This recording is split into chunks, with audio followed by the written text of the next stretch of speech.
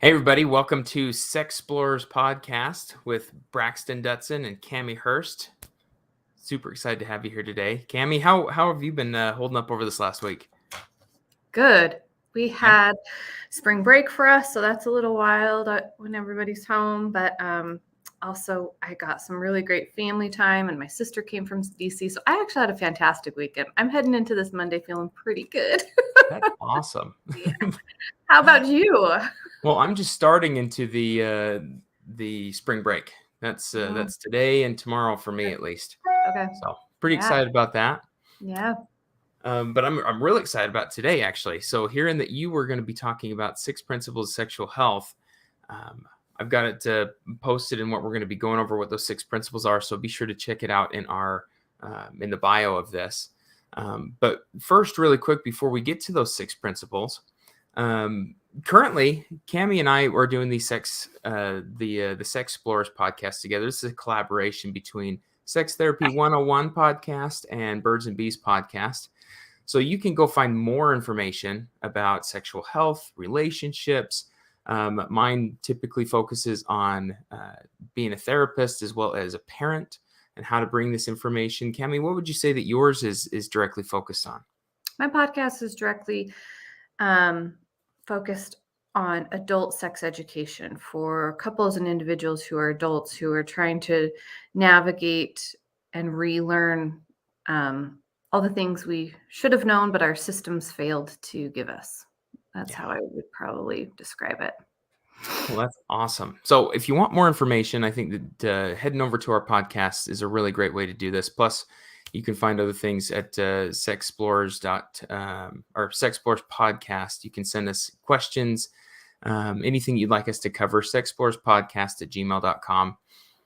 Do you have anything coming up for you as of recent, Cami, like presentations or anything in the docket? I do. So I'm doing some CE courses for therapists who'd like to increase their sexual health competency. And I also am the president of ISHIP, which is the Idaho Association for Sexual Health Professionals here in Idaho. And we have our first annual conference coming up May 20th. And we're going to be offering 8 CEs to Idaho professionals, both in the medical field and the mental health field. And it'll be held at ISU Meridian campus. And so that's something that I encourage. Community members are welcome to attend, but the association is geared toward medical and mental health professionals. Awesome. Well, I've got a presentation coming up. Well, I've got mine's on May 22nd, so just 2 days after your event, which is exciting. Nice. I'll be presenting on sexual health during changes in faith. So whether that's a transition or whether, questioning different spaces or just reassessing where you're at when it comes to your religious space, that could still be even if you're active in a certain religion or all the way to not. But this is going to be at the Generations Conference. It's one of the biggest conferences in Utah for mental health professionals. So mostly it's geared towards mental health professionals. And this will be geared in the same way. I'll be going over kind of what I did 2 weeks ago with the 4-dimensional wheel and how to use that with clients, how to address that when it comes to spirituality, emotion, physical, and mental parts. So I'm going to be going over that. That's going to be an exciting one. It's May 22nd at, I believe, 3 o'clock is when they've got me. That's a Monday at 3. Oh, I'm excited. That's going to be great. It's going to be awesome. So I'm glad we got some fun things in the docket. Plus, we've got these every week, Monday at 9 a.m. Mountain Standard Time. Yeah. And people, I did get an email this week. People were asking, if I missed the live show, how can I view this? And it's live streamed to our Facebook pages, so you can view it there. Our YouTube channel is Sex Explorers Podcast. You can view it there. And I believe both of us are cross-posting it. So you can find the audio on Birds and Bees Podcast and the audio on Sex Therapy 101. But you'll be missing the visuals because we are using slides as we teach. Yes, absolutely. Well, wonderful. I think that that pretty much covers things. Let's start into it. Cami, tell us. We got the 6 principles of sexual health. I'm so jazzed to go over them with you. I'm excited too. When I saw this defined this way and lined out this way. It was so helpful. So a little background about the 6 principles of sexual health. I think it was 2014 World Health Organization did a great worldwide study and found that if we could integrate these 6 principles, then we could reduce greatly sexual harm and sexual trauma. So it was looking for public health information of how to prevent sexual trauma and sexual harm in our communities. And they presented that. I got to check. I think it was 2014. And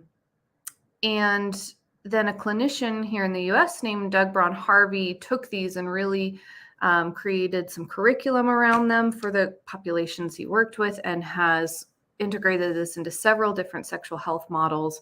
And it's become really this standard foundational basis that we can rely on, that we've got some data behind that say, no, we've got to have these 6 things foundationally in our sexual relationships and being taught about sexual health to prevent sexual trauma and harm.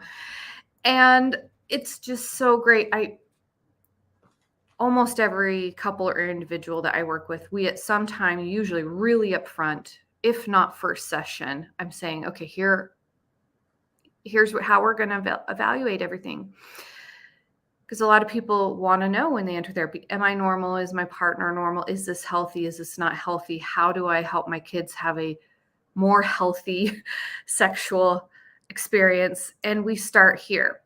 So the 6 principles are: first, consent; second, non-exploitation; third, protection from STIs and unwanted pregnancy; fourth, honesty; fifth, shared values; and 6, mutual pleasure.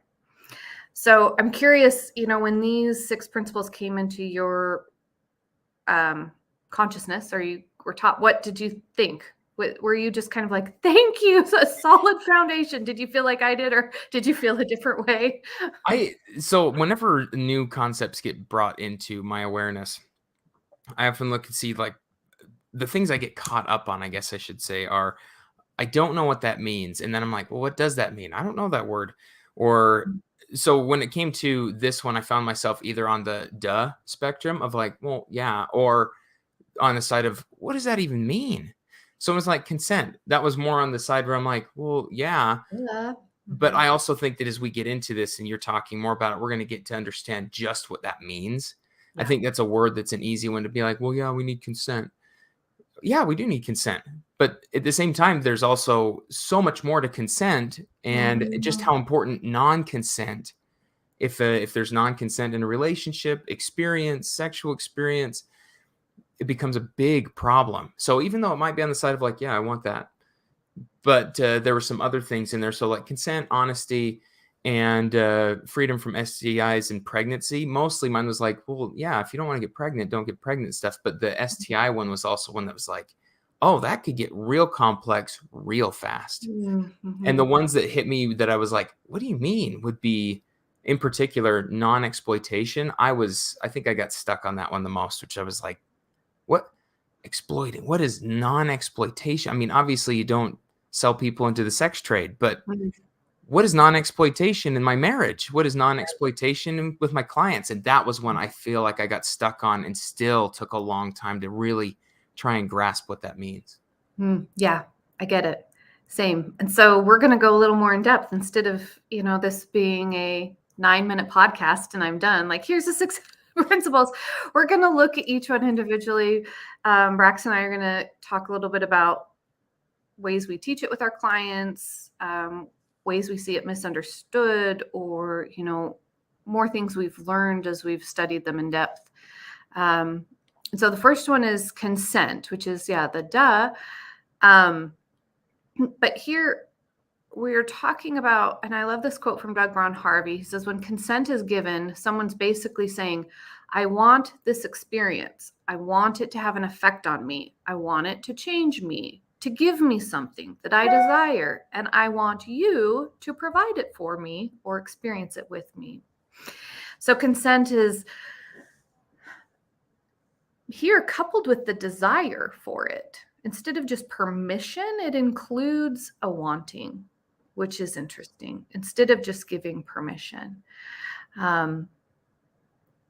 We have so much research about consent and how important it is in preventing trauma, but consent doesn't mean the lack of force is also something I've talked about with couples, is they're assuming the sex is consensual if there was not a no and if there was no force. Mm-hmm. And it goes so much deeper than that when we're talking about consent. There's a great video out there.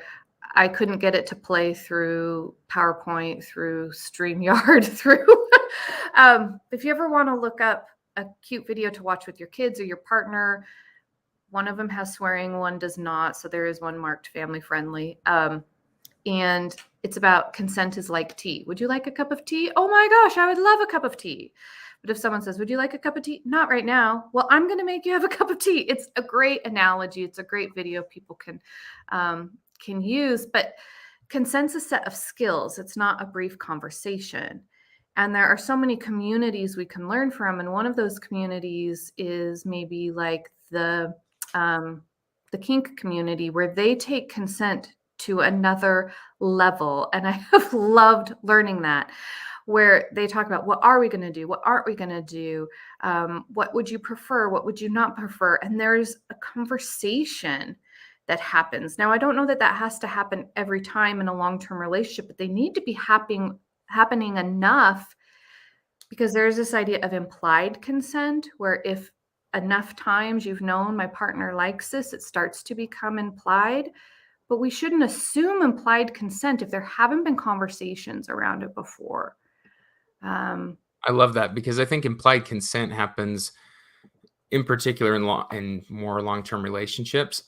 And that becomes it can become a big issue when there's expectations. The expectations can lead to so many problematic cycles, as well as things such as big as marital rape or anything along those lines. Is like the implied consent it gets covered in that video you were talking about in a really great way. But I just want to double into that.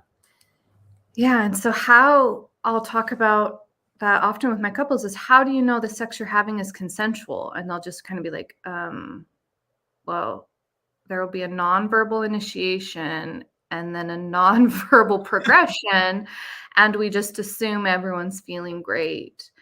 And in my dissertation, some of the research done by O'Sullivan and Veneer, some people who look at consent research, have said that the majority of women say that the way they consent is by saying nothing or doing nothing to stop it.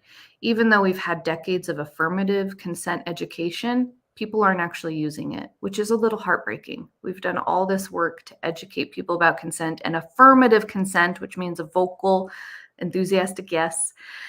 And still, the research is showing most people aren't practicing that. They're consenting by doing nothing. And that's tricky. Oh, big time. Big time. And so, when I look at maybe messages we grew up with, we're over here in the Intermountain West. And so most of our school districts in all of these states have been abstinence only. And so that's why I'm kind of got side by side here on this graph, this slide, messages we got, but actually what the informed consent version would look like. And to just do some correction, some expectation correction or some education, there comes this message from culture, or that, when you love someone, you have sex with them. But the consent informed way of looking at that would say love can be experienced 100 ways and sex can mean 100 things. The other message I often correct is that if anyone invites you to do something, the polite thing to do is to say yes. If you were asked to dance, if you were asked on a date, if you were asked for a favor, if you were asked for a ride, that we learn to push down our boundaries or even our inner voices. I don't know, that might break some of my agreements, or, I'm uncomfortable, but that we are conditioned to say yes. Consent informed would say you can ask and say yes to invitations if you want to, but you can also decline. and then neither of them make you a better person or a worse person, but to listen to your inner voice. Another common idea that isn't very consent informed that we're all used to is that saying no to a sexual invitation will harm your relationship, that they'll find sex somewhere else, that they'll go Yes, the perform, owing. that they'll have an affair, or that it will increase your likeliness of divorce. That saying yes to sex is a way to gain stability in your relationship. Now, that leaves out this whole idea that a consent-informed relationship would understand that negotiating sexual preferences is a very normal part of adult maturity. That negotiating frequency, negotiating tastes, negotiating styles is a normal, healthy part of a relationship. And a blanket yes to anything is going to be unhealthy in the long run. Mhm. Another message that we correct with consent education, this idea that you won't have to fight temptation once you're in a committed relationship. That a committed relationship is a way to keep you sexually, I don't know, moral. Yes. um, And that's the combo also with what you were talking about earlier, the thought that, if there's not informed consent, I'm so used to saying that word. If there's implied consent yeah. on top of I have to say yes, or else they'll go other places for sex, and then moving right into this, you won't have to fight temptation or thoughts of maybe breaking a relationship agreement. Those are all erroneous. Yeah. Now I can have sex whenever I want if I'm in a committed relationship. I think that's part of the deal. That's an old message. Absolutely. Part of the deal of a committed relationship is sex whenever I want it. When really a consent informed relationship understands that we're going to need strategies for when we're in the mood and our partner isn't. Yeah. And that is a normal part of long term committed relationships, that we have to be able to have strategies and skills to negotiate that. Another one is, that penis and vagina, that's what PIV means. Intercourse, basically, between a married couple is the only definition of sex. It's the only proper outlet. A consent informed relationship would rather say, there's a lot of options to have connection and pleasure with each other. If we're going to get past 40, we're going to have some flexibility. We're going to have some added definitions. We're going to have to come to new agreements, because that is really relying on anatomy that's going to change and functioning that's going to change. And it overlooks so many things. Absolutely.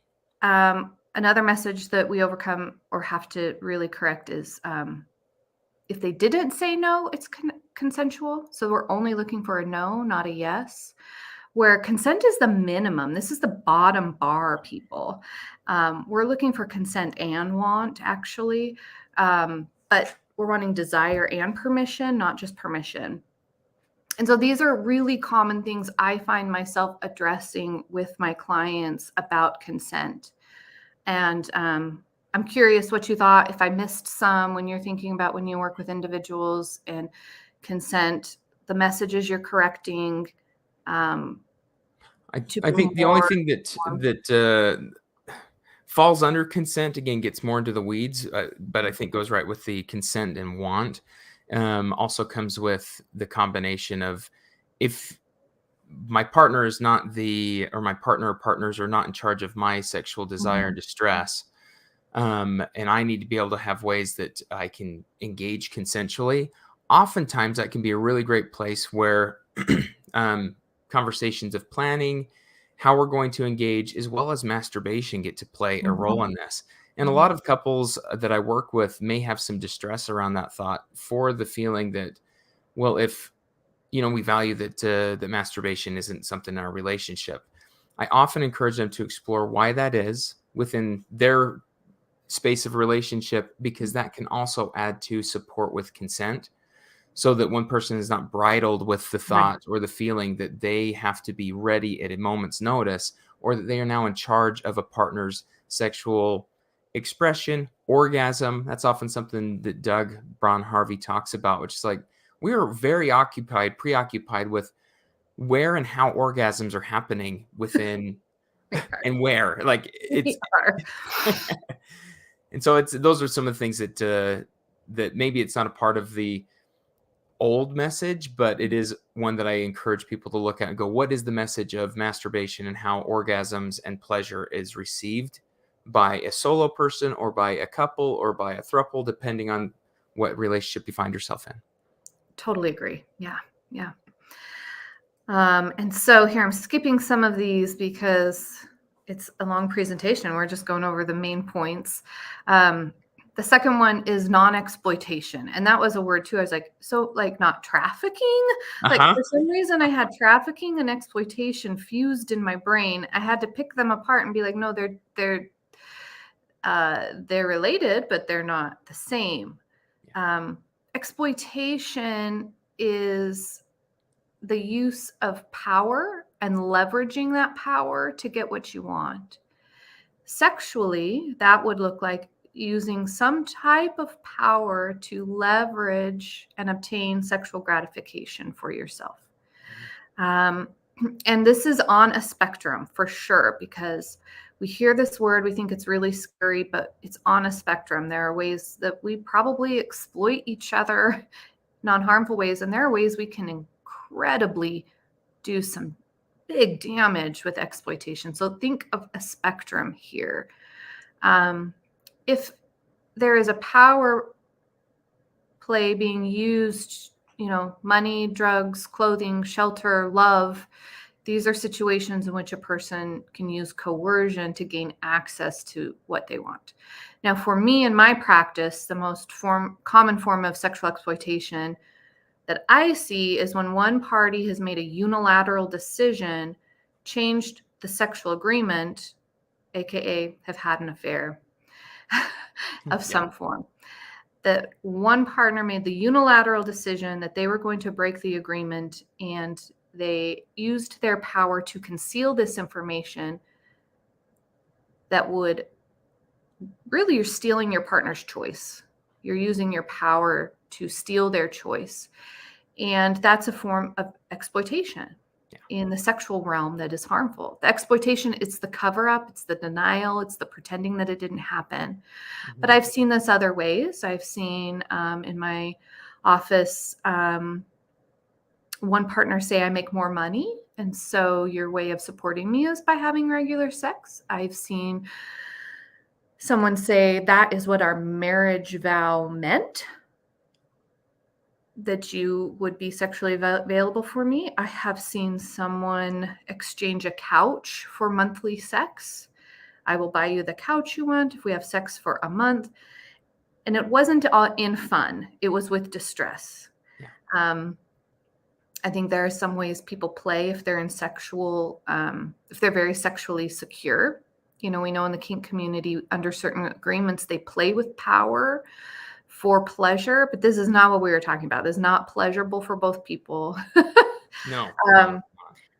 And, it goes both ways. The way that we use our sexuality as a form of power, or the way we use other forms of power to gain access to sexuality.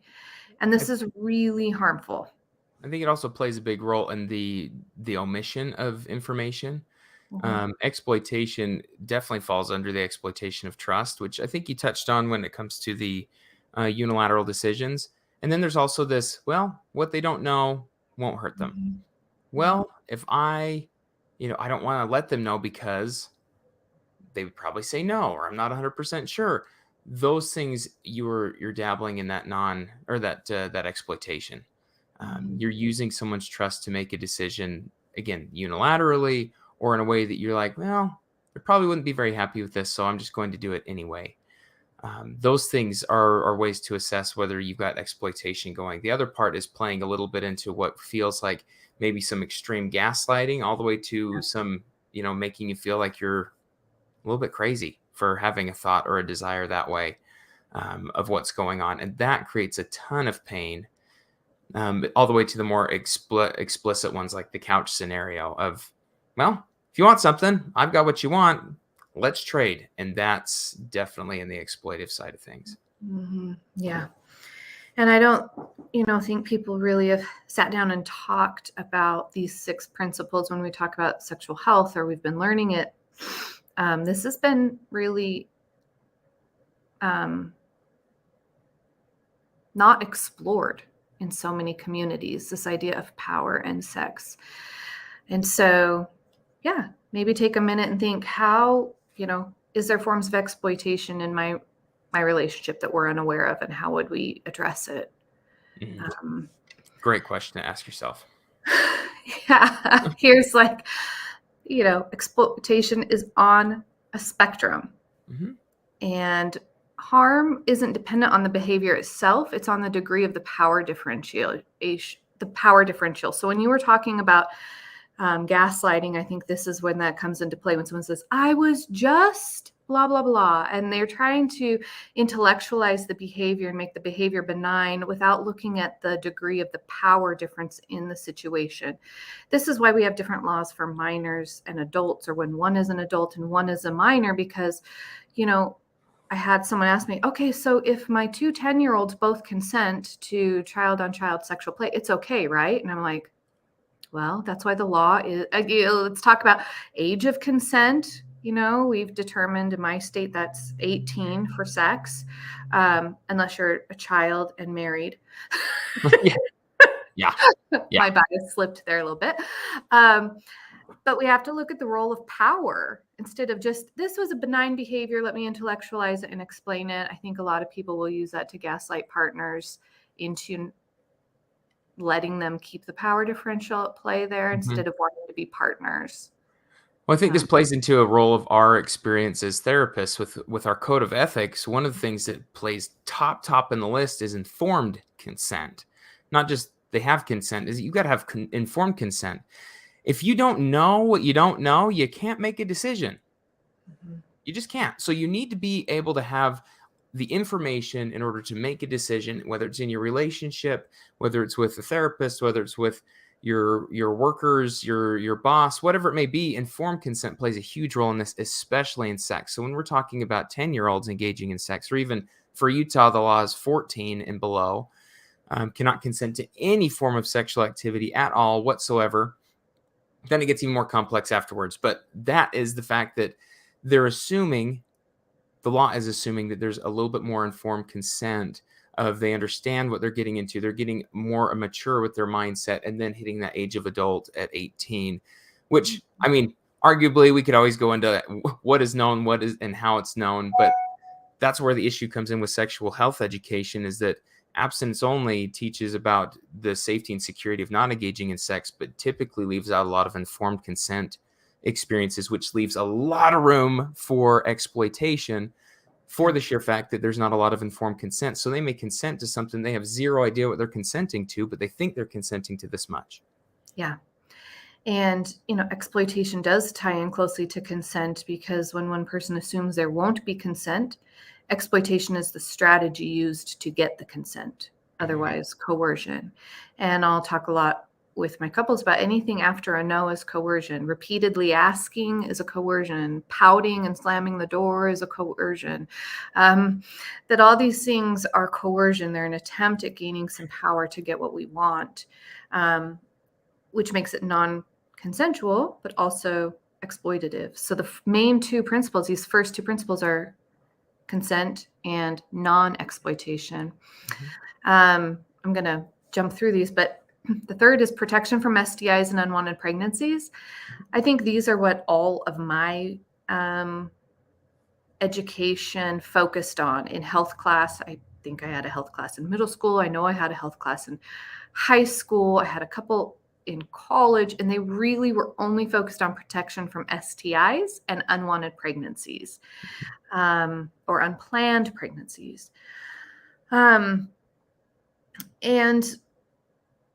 even in our curriculum here in Idaho, there's huge holes. I had to sit down with my daughter because she's junior in high school right now, doing this unit in health.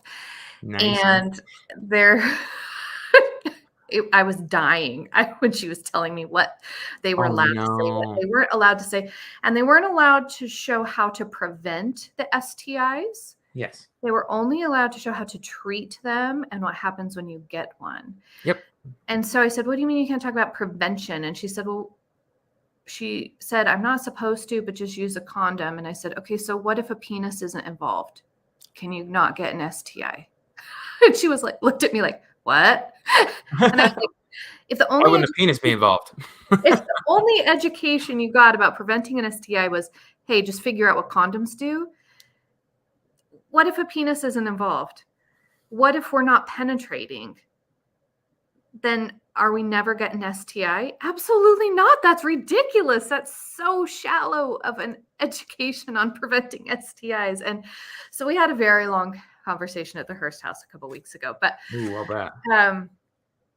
But even the education we do get from our systems over here in the Intermountain West are leaving out so much education about prevention from STIs and pregnancy education. And we're also living in a post-Roe world right now medically, which complicates things. Idaho's colleges have even shied away from talking about pregnancy options because the schools are worried that they'll lose funding. Our colleges, University of Idaho, was in the news last fall about this. So if our families are not going to educate us and our schools are not going to educate us, and we're only going to get a sliver about STIs and unwanted pregnancy, we're going to have to figure this out. And that is what Braxton and I are passionate about, and why we're doing this Sexplorers podcast is we recognize we have all this information about preventing sexual harm and trauma, and it's not getting to people. And so we're bringing it to people. Yep. We bring the info. And so I'm curious before we move on to honesty, what conversations you have. I know you work in high school, so you have a little bit of a different demographic than I do. Like, what's it like for you? What are conversations you have with clients about protection from STIs and unwanted pregnancy? In the high school I work at, there's a lot. I would say there's probably, well, maybe not more than. It'd be hard to decide whether there's more than or not. But working with teenagers, teens know a whole lot more than you think they do, to be honest. And then when they don't know, it's kind of sometimes it's a surprise. You're like, wait, you knew that, but you didn't know this. How'd you get to that place before you jumped? Major blind spots. Major blind spots, but they also know a ton, and they know a lot of what they don't know. And I will say that again, they know a lot of what they don't know. So they start filling in gaps and start covering things. So it's like, oh, this is how I can stop this. This is this. So let's put these together. If I don't want to get pregnant, Mountain Dew is really painful in my mouth. So let's douche with Mountain Dew. These are all things that I've heard. You're not all kidding. understandings where it's like, no, that doesn't stop pregnancy. That only causes problems with pH when it comes to vaginal health. And anywhere in between, that's a good example of, I don't know this, but I'm going to put two and two things together, and that would make sense. When that doesn't make sense, it doesn't stop pregnancy, doesn't kill STIs. In fact, it could make you more susceptible to STIs. And so things along those lines, when you were thinking as a parent, if I'm not going to educate or tell my teen anything because I don't want them to know, they are learning from friends. They are learning from sexual imagery. They are learning from music videos, the things that people are talking about, politics. They're learning in a lot of different ways, and they are starting to create their own stories. And that would be the one thing I would say with STIs and pregnancy. Let's give them informed consent. Going back to the informed consent, let them know so that they don't fill in these gaps with really major problematic solutions. Yeah, and I can't think of any other health principle, like other, not just sexual health, but like physical health. I can't think of any form of health education we give where we don't talk about preventative medicine. That's so true. Sexual health, schools won't talk at all about prevention. They'll only talk about treatment. And I'm like, I can't think about any other segment of health where we do that, where we only talk about treatment and we don't teach any prevention. No, that'd be like teaching people to weight lift only through saying like, okay, when you lift wrong on this deadlift, your back's going to hurt real bad. So go home and ice and rest. And go back and do it again. That's a good analogy, Braxton. So the fourth principle here, I'm sliding through these slides from a presentation I've given before in the past, is honesty. And I love this because there's an idea that sex positivity does not have any values.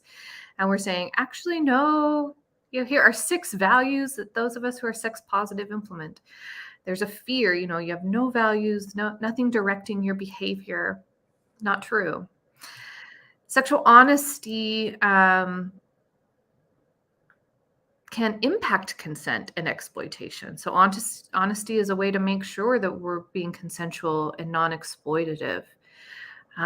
Ways we can practice sexual honesty is talking about, our sexual health with a new partner, being honest about what this means. So basically what this is saying is like a one-night stand may not be harmful in and of itself as long as both partners know what it is.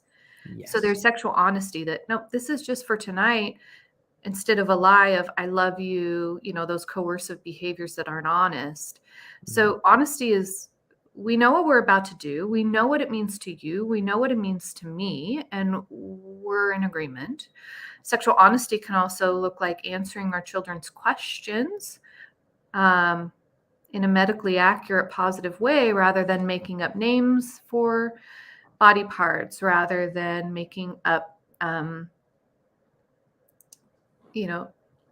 stories with a huge, scary warning in them. Yes. That we are honest when kids come to us with a sexual health question, but we're honest with our partners about our health. We're honest with our partners about our intentions. We're honest with, we're just honest, and this will prevent harm and trauma. The big treatment in Utah and Idaho right now, one big treatment modality is betrayal trauma. And that could really be avoided if we were all living the sexual health principle of honesty with each other, because the betrayal is the fact that someone wasn't honest with us. Mm-hmm. Absolutely. I like to think of, whenever I'm talking about honesty, I really bring a level of engaging with clients to a way that honesty and honest conversations can often be scary, nerve-wracking. They can play into the end of a relationship. They can play into the continual growth and real big excitement of a relationship.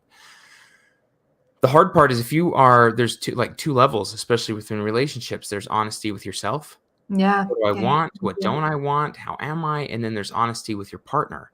So if one I see all the time is, I would love to, I really enjoy my time in my solo sexual experiences.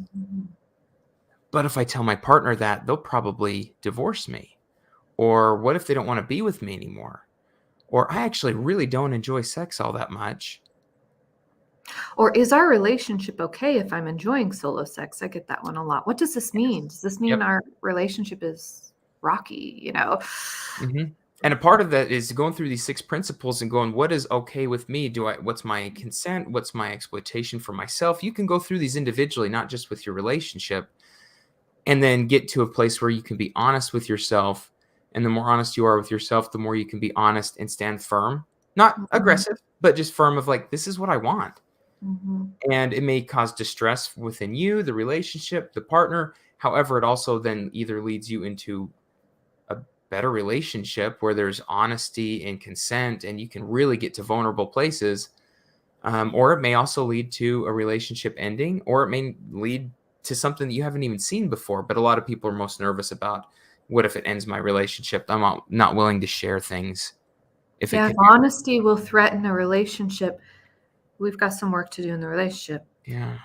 And I'm so grateful for you, to open my mind up, because I usually teach it in honesty to others, but honesty to self is so important. And you just created this new neural pathway in my brain that I'm really excited about. So thank you. I'm like, yes, honesty with ourselves. Oh, good stuff. That's why I love these discussions, because we each know how we usually take it, but it's consulting and having these conversations is so fun to see other practitioners' brains and where they take it, Great. It's my favorite. It's the way to keep growing, in my opinion. I love that. So the 5th is having shared values. And I'll often tell couples I'm working with that I care less about what the value is and more about do they have the skills to come to a consensus and to share it. And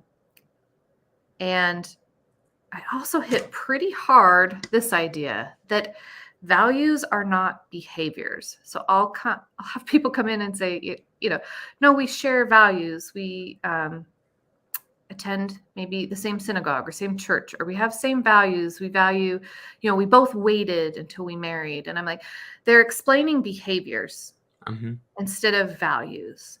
And that's what gets tricky is in the American dialogue right now of these are our values. Most people are describing behaviors. What are our values? We value marriage that looks like this way. We value families that look this way. We value, hold on, that's not a value. Values are things like this big list of values. I'll pull it up, and it's things like valuing curiosity, valuing compassion, valuing purity, valuing spontaneity, valuing stability. And there can be people who, when we say the behavior, like let's say I have a couple and they say, well, we really value abstinence for our children. Okay, well, is the value that you want them to abstain out of obedience? Is the value that you want them to abstain out of love for you? Is the value you want them to abstain because you're scared, you're fearful of STIs and unwanted pregnancies?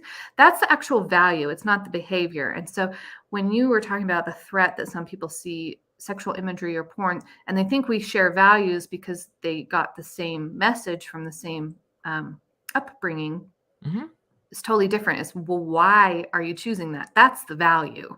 Yes. And I hope I'm being clear. Sometimes I lose people when we're talking about this, but we got to get clear. What's the value? Why are you choosing XYZ? Why is this important? And it's the sharing of the value that matters. Oh, you like that because it's spontaneity and that's so high for you. And oh, you don't like that because you value predictability. That's so important for you. And we have to get to that conversation instead of I like this, I don't like this, to share those values and to understand our partner better. And I go through this with individuals who feel out of control in their sexual behavior.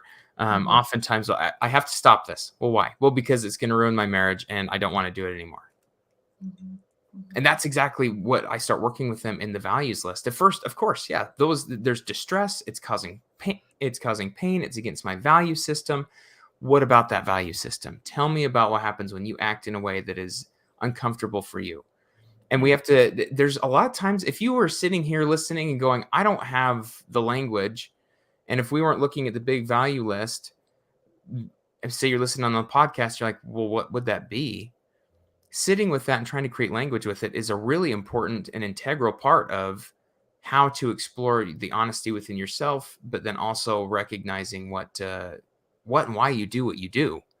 So I love that, going through this list or finding a list online of being able to go, oh, well, I want to do this because I do value joy. I value joy in my partner. I value joy in myself. I value truth and being truthful.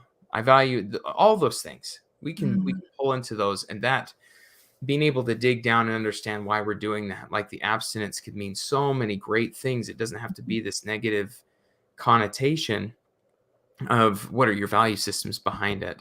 But if your value is I'm scared of getting sick, that's not a healthy value to approach abstinence from. You're going to have some issues when you start to transition into being a sexual human. So it's like, oh, what is my motivation? What's my value for this behavior, this choice that I'm making? Especially when we start looking at values and go, well, what values do you have when your child's no longer 16, but they're 26? I often see parents asking or looking and going, well, I hope that they are, and they'll list off a couple of things. Married. Well, do you hope that they are having sex at that point in time? Well, yeah, in that committed relationship, I do. What kind of sex do you want them to have? Ugh, don't tell me that, Braxton. You got to go there, because the values here can't just shift on a wedding night to you get to be the parent that has a value of passion and trust and support and love when you've been teaching them don't get sick. Or it's dirty. It's bad. Yeah. And I like to point out, too, that people can share a value and practice it differently. And so if we're practicing a value differently, we don't want to assume that person has no values. Yes. If I'm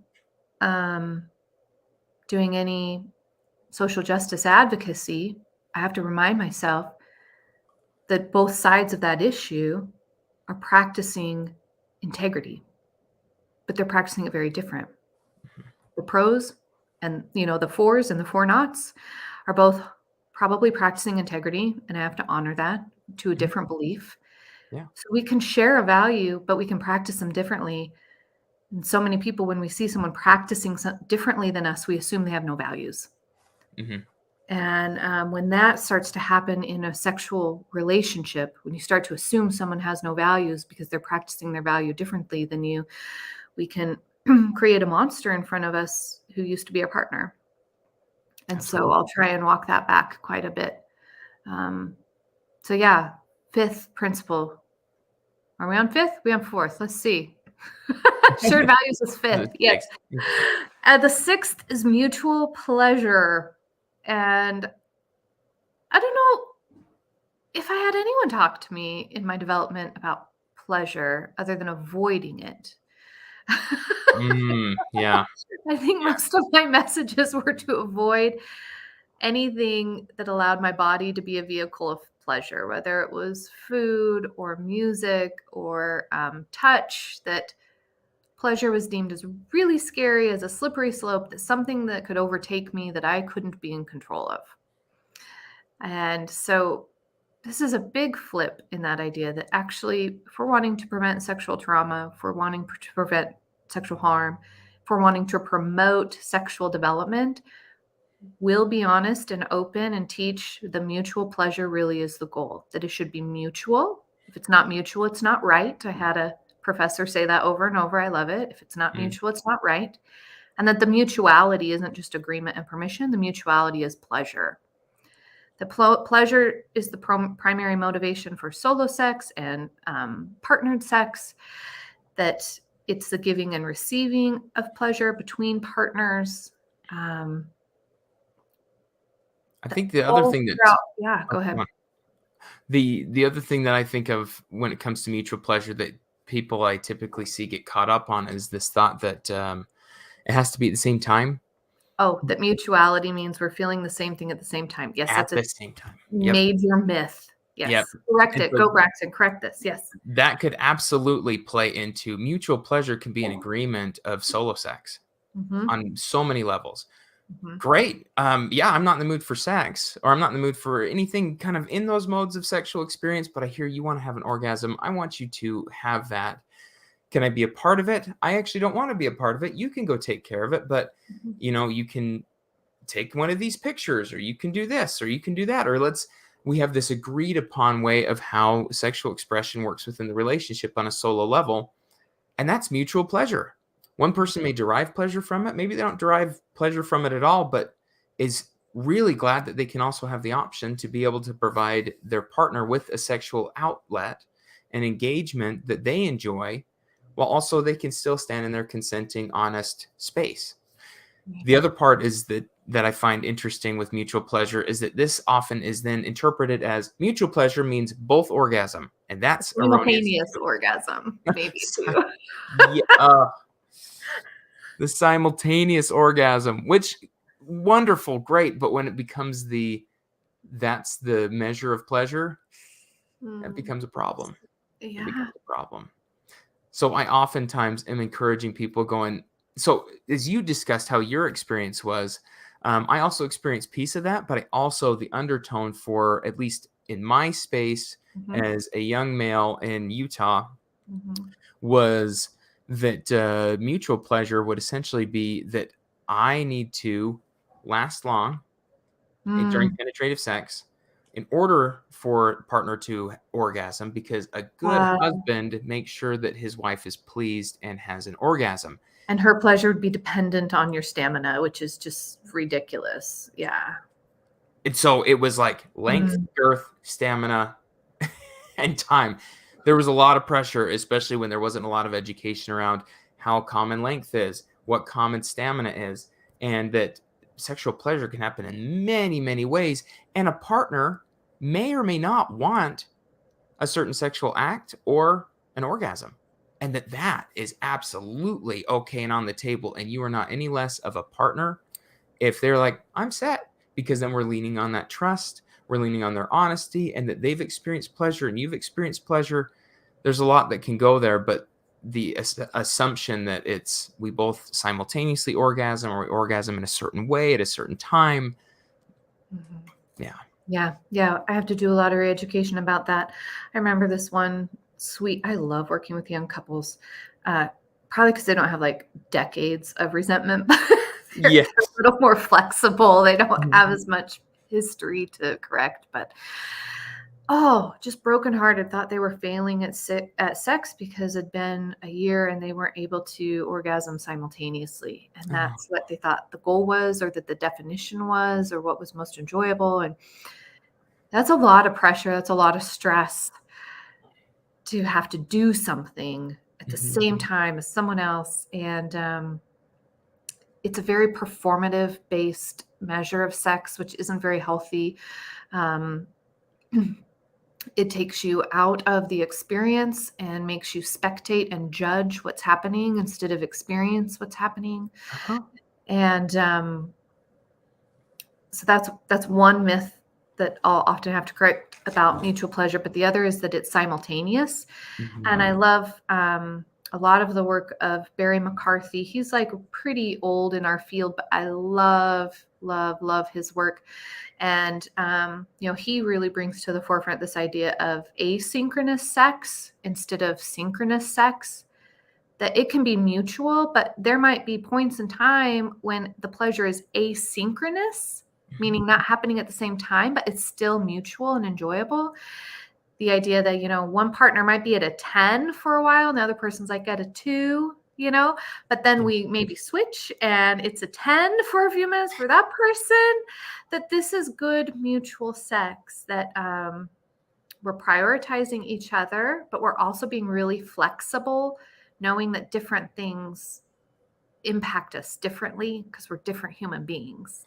Yes. And I think an important part of what you're talking about too, Cami, is that the expectation of yourself to manage this on your own, to be in a space where you are visualizing yourself lasting long, or that you need to have an orgasm as soon as your partner has an orgasm, no matter what's going on there, that's where the unhealthy sparks in. I've seen people start to imagine their grandparents to try and Mm. last longer, and it's like that's the antithesis of the sexual pleasure of how we get into that mindset. But if you value They're like purposefully disassociating and distracting themselves from the experience to say that it was good because it lasted long, but you're not there. You didn't enjoy it. And you're just creating a problem that maybe when you start to be 40 and 50 and your blood pressure drops, now you've trained yourself to have difficulty. yes, yes, you've trained it for difficulty.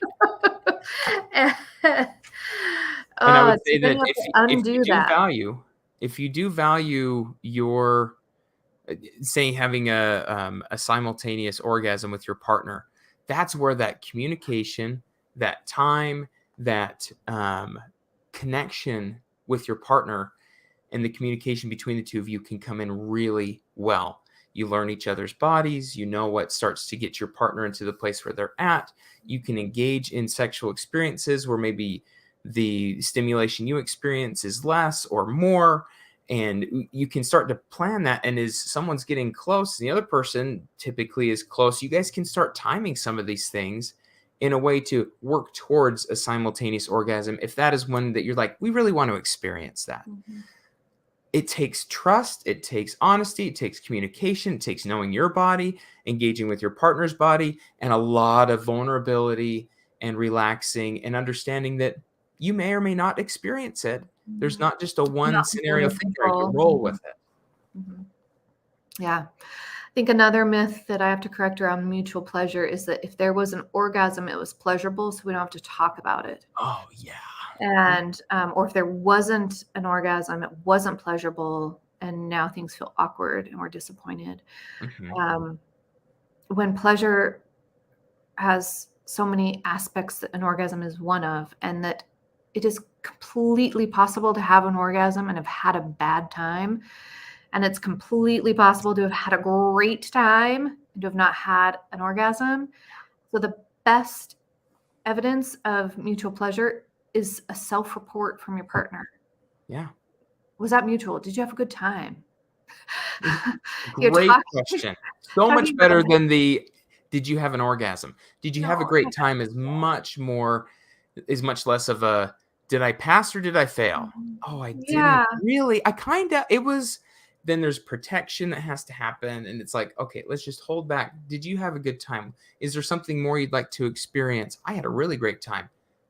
Great check-ins versus, "Did you And come?" what was it that made it a good time for you? Mhm, mhm. At what point did you really have a good experience? What were you feeling? And, "Oh, that's so great."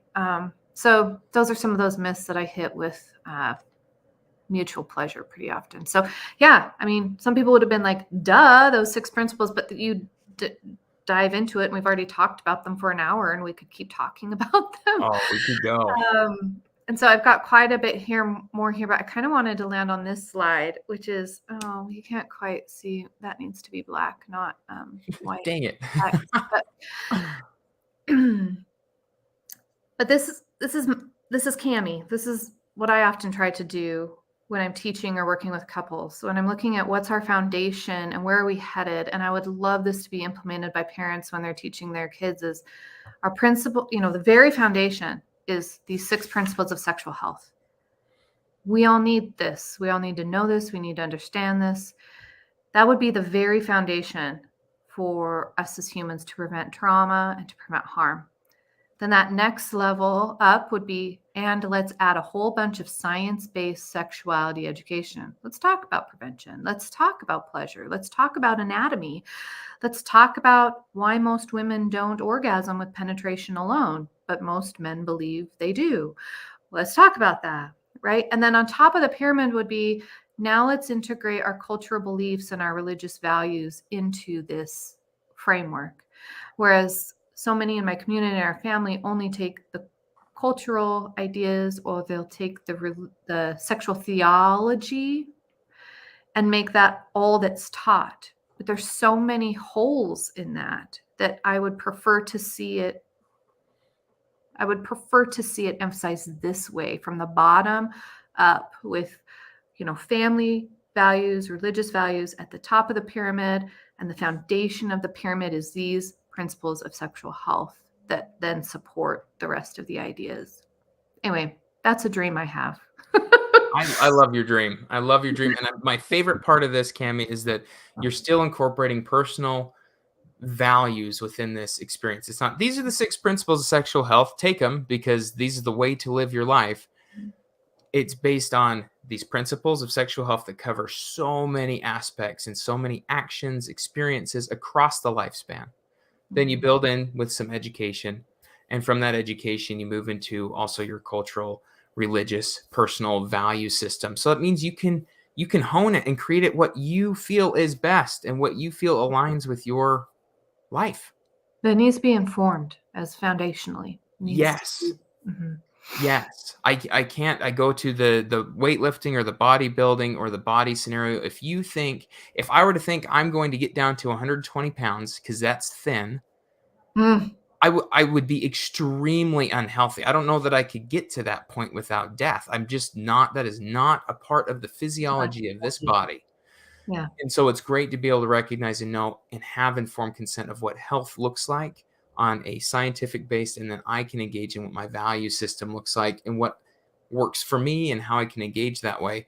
If not, if I'm just putting this arbitrary number out there because that sounds healthy, you can really be missing a lot or cause more damage than what you're wanting to do. Yeah. Yeah. So, as we start this explorer journey, we're trying to lay the foundation. I was like, we have to talk about these Yes. 6 principles of sexual health, and how much our world needs prevention from sexual harm and trauma, and that these are evidence-based principles, that when these are employed in relationships and in communities and in schools, when these ideas are taught, when they're respected, we really do reduce sexual harm and sexual trauma, and we really do promote sexual health. Yes. Absolutely. Beautifully said, Cami. I don't know that I have anything else to add on top of that. That's just that's a beautiful summary. Beautiful summary. Well, thank you everybody for joining in. And I mean, I love having the comments. There's a lot of people who are saying that this is really great information. Cami, it was such a good presentation with that. Thank you so much for preparing that. Yeah, thanks for the discussion. Thanks for showing me how you think about it and how you work with couples. For our listeners, next week is a Q&A, a question and answer with Braxton and I. So you can send those questions to sexplorerspodcast@gmail.com. And the week after is going to be a sexy book club with the book No Bad Parts. No Bad Parts. Yeah, Yes. No Bad Parts. So excited to see y'all then. Feel free to, again, during these live events, Mondays, 9 a.m. Mountain Standard Time, you can hop on here, ask us questions, give comments, interact. We would love to see you there. If not, you can catch these on our podcast or also on the YouTube channel. And keep up with us. We'd love to come present to you. We'd love to be able to provide other support through sexual health in many ways that Cami and I offer. So thank you again for being here. Continue to share with your friends. Continue to be just the lovely people that you are. And we will plan on seeing you next week. Nice. See you guys. Thanks so much.